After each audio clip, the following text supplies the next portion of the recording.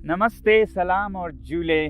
स्वागत है आपका चीन का जवाब इस श्रृंखला के दूसरे भाग में। उम्मीद है आपको मेरी आवाज़ सुनाई दे पाएगी। यहाँ पर हवाएं चल रही हैं, बल्कि कल तो इतनी हवाएं चल रही थी कि हम रिकॉर्ड ही नहीं कर पाए, इसलिए देरी हुई, क्षमा कीजिएगा। आज हम थोड़ी बड़ी माइक लेके आए हैं, उम्मीद है अच्छी तरह हो पाएगी।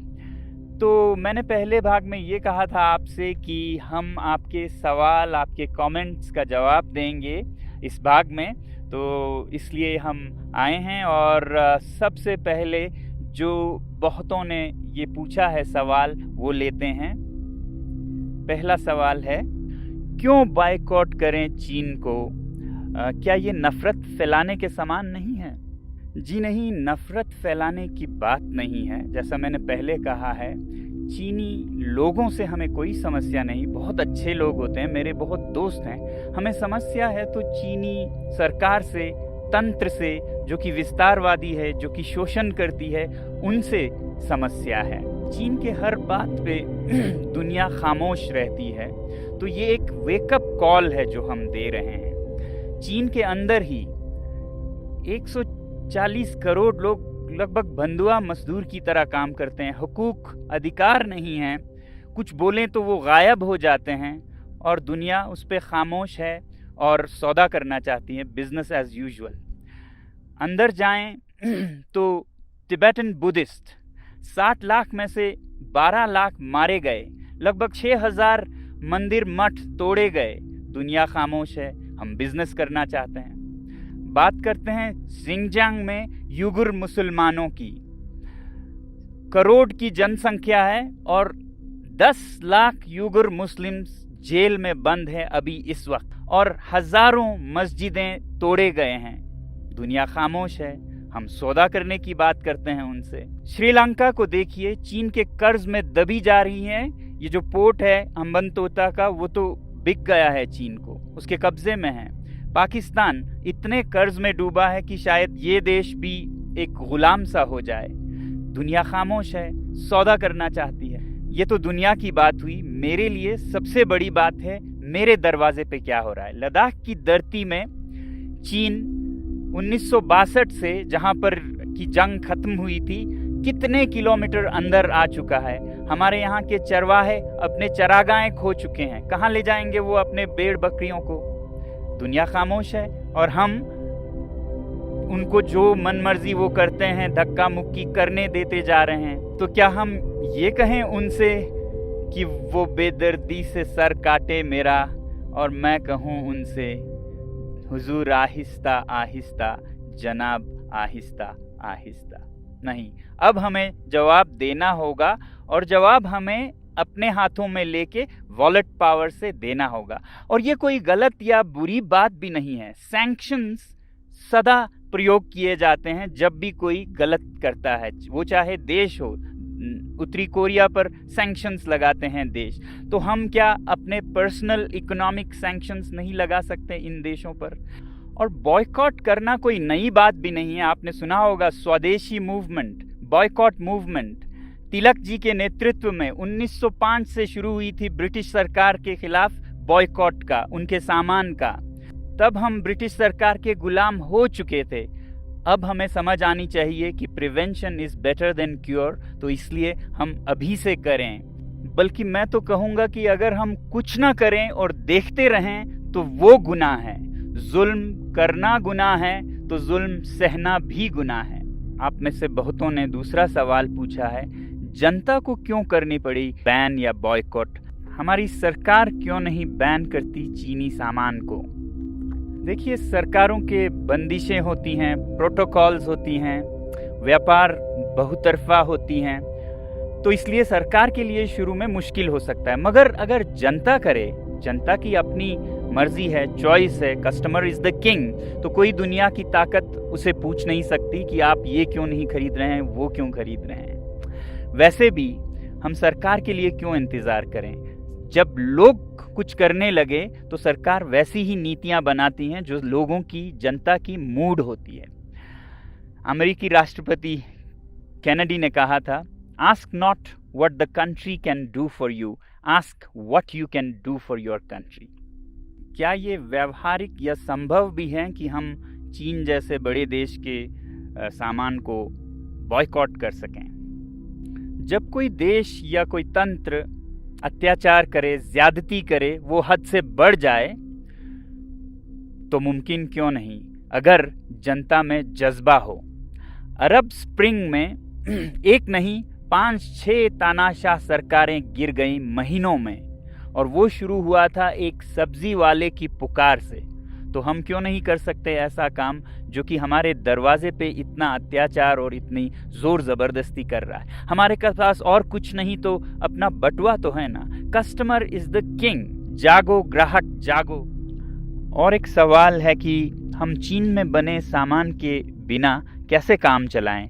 न सिर्फ सामान बल्कि सामान के अंदर के कलपुर्जे भी चीनी होते हैं बहुत बार। और विकल्प क्या हैं? दोस्तों, हम चीनी सामान में डूबे जा रहे हैं, कुछ इस तरह की जैसे हमारे हाथ में कुछ है ही नहीं। एक शेर है जिसे मैं आपके सामने रखूंगा इस हालत को दिखाने के लिए।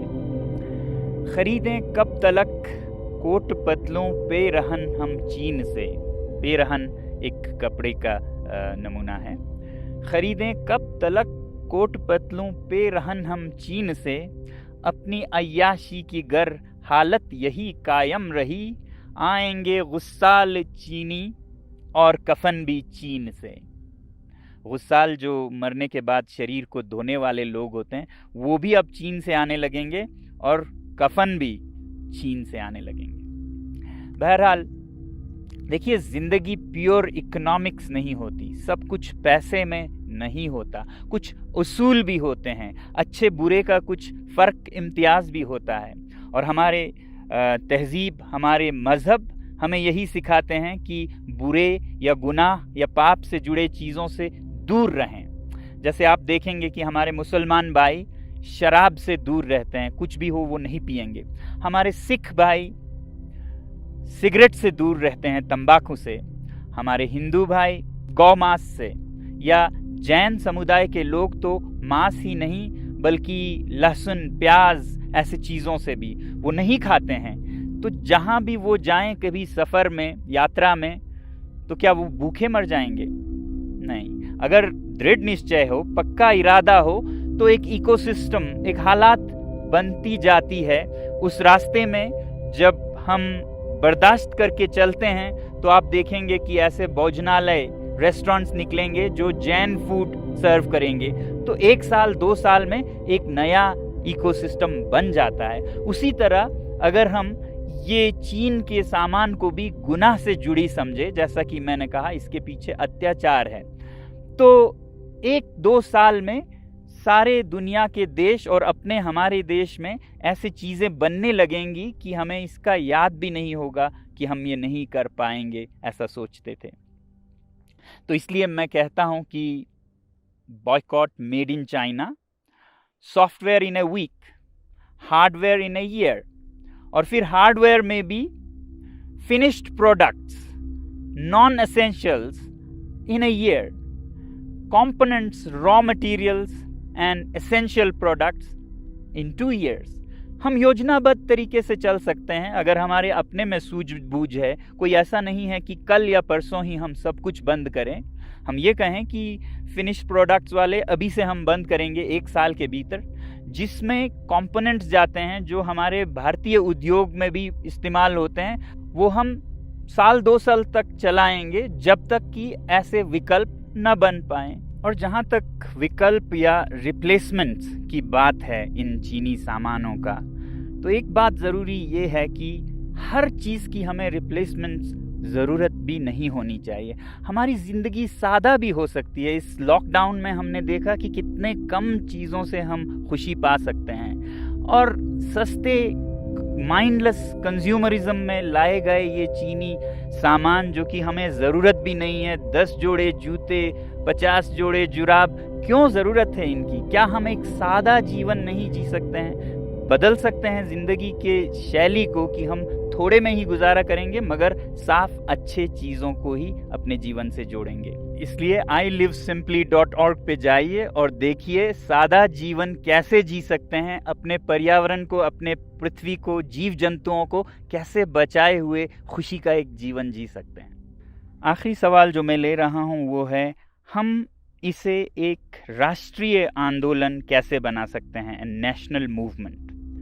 देखिए, मैंने एक छोटी सी पहल की है लद्दाख से। ये मत उम्मीद कीजिएगा कि लद्दाख से कोई एक आदमी इसको चलाएगा। इस बटुए के आंदोलन में हर नागरिक एक सिपाही है और ये उतने ही दूर तक चलेगा जितना आप इसे ले जाना चाहेंगे। तो मुझे उम्मीद है कि भारत का हर नागरिक इसे एक अवसर, अपॉर्चुनिटी बनाएगा आत्मनिर्भर भारत बनाने का। हमारे जो सेलिब्रिटीज़, इन्फ्लुएंसर्स और नेता हैं वो युवा पीढ़ी को नेतृत्व दे सकते हैं इस मामले में, और मुझे बहुत उम्मीद है कि आप लोग भी अपना रोल निभाएंगे देश प्रेम का, जो भरा नहीं है भावों से, बहती जिसमें रसधार नहीं, वो हृदय नहीं है पत्थर है जिसमें स्वदेश का प्यार नहीं। जय हिंद।